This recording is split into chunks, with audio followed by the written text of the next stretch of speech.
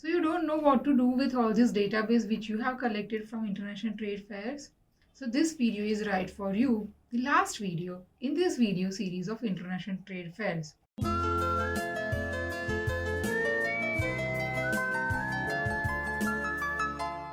For latest updates, subscribe to our channel and press the bell icon.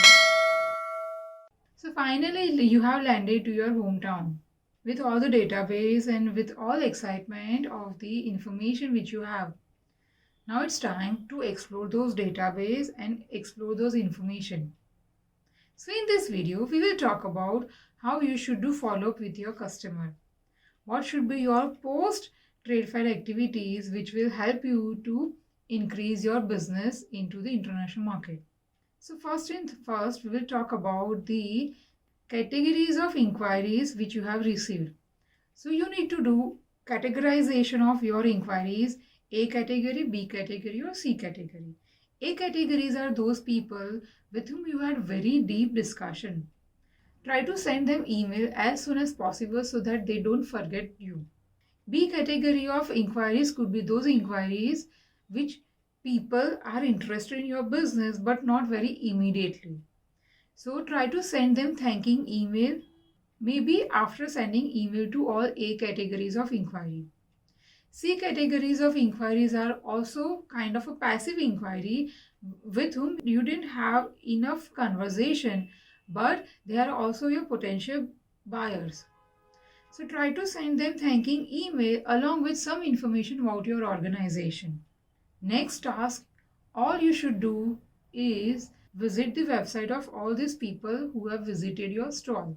Category A, B and C, try to explore more information about those companies either through social media or maybe through the website of an organization. So for those people who are under the A category, customize your email according to the discussion which you had. Maybe you have kept a note in your diary that what discussion you had with those people. You need to customize your email maybe with some proposal. Maybe they are interested in your product, so you are providing your product catalog in detail. You might have given samples to those people who are into A category. Try to do follow-up whether they liked your samples or not. If you had given samples to those people, feedbacks are very important to take final order from those people.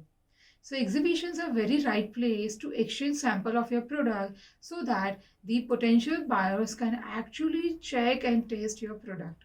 Again, B and C category people are not that much active for you.